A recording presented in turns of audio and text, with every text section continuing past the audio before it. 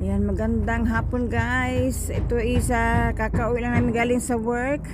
At ito isa, dumaan na rin po ako sa bayan kasi nga ay malayo po kami sa bayan. Pagka sasadyain talaga is another 20 kilometers guys.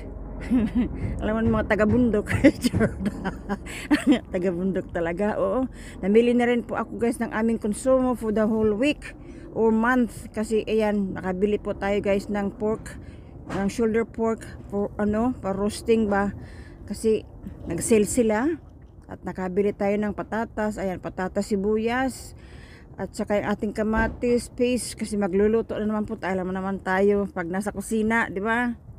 Lutuan blos. Magluluto po kasi ako guys ng aming babaonin sa work. Binabaon ko lang po kasi guys pag kami pupunta sa work para hitid na lang kasi mayroon naman po kaming microwave. Nakabili rin po tayo guys ng 3 liters na milk para coffee. Yan. Yan. At magluluto ako maya para babaunin na naman namin ito bukas. Ang carrots nila kay ganyan. Ang carrots guys, nag-sale kasi ganyan na lang ang binili ko para madamihan. Makakatipid-tipid kasi guys pagka bulky ang binili mo. Yan. Bumili ako ng pagkain ni Kiki, yung aming dog, ang chicken neck. No offense guys ha, ang chicken neck ang pagkain ng aming doggy. Ayan, nalagyan ko ng vegetables. At yan ang aking ang pagkain ng aking farm steak man kuno siya. Ako di man ako mahilig sa steak. Tapos bili ng soy sauce, ang ating oyster sauce, ayan, dark sauce, sauces, oo. Kasi yan ang mapasarap po na sa ating mga niluluto. Kahit simpleng lang, meron po tayong apple cider vinegar. Yan po nilalagay ko guys sa pag nag-adobo ako. At saka yung ating tomato sauce of course. Ayan. Cubes, ang pork cubes. At saka meron tayong baby paste. Ayan. Ito, magluluto ako guys ng aming babaunin. Para-paraan lang guys kasi talagang malayo kami sa tindahan. Pagka walang sasakyan, sigurado magbaktas ka. Mag-snack muna tayo guys ng grapes. May natira pa ako. May natira pa akong kunting grapes. Mag-snack muna tayo kaya nakagutom. Ang grapes nila kalalaki. Meron pa akong natira kunti.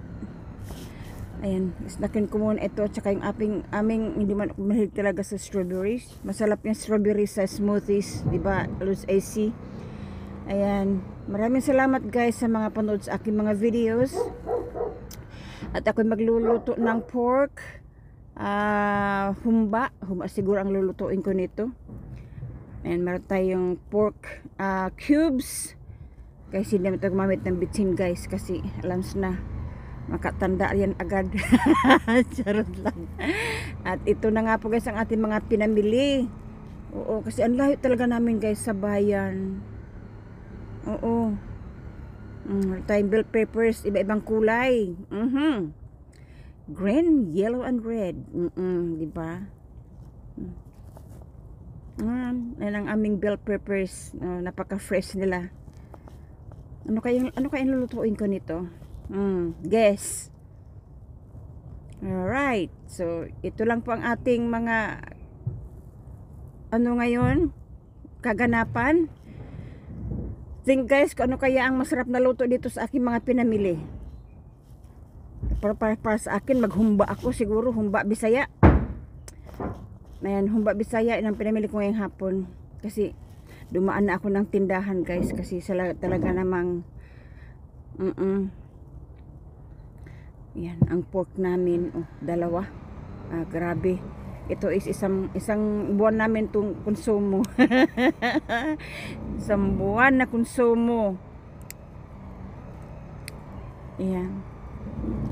Ganito lang guys ang nabili ako kasi bulky na pag ako nakapamili kasi maramihan na kasi malayo. 20 kilometers to bayan po kami. Ganito guys ang mga taga-bundok. Oo, kasi alam na masarap manira sa bundok. Mga kasama mo lang mga ibon. Ayan ang ating mga pinamili for today. Ang ating menu for today is humba. Maghumba ako. At di ko alam kung ano ang ano. Kasi malamig dito, siguro magsinigang ako ng pork sinigang din.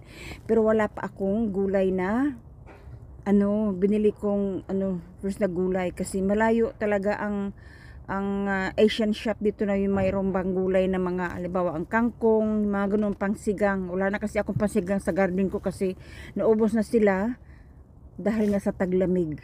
Pero marami akong kamatis sa aking freezer. May freezer ko sila guys. Kaya ito lang ang aking pinamili today. Snack muna tayo. Nagutom ako Ang laki ng grapes nila Seedless pa yan seedless. Siguro ang 5 piraso niyan siguro mabusog ka na sa kalalaki. Ang tamis in fairness.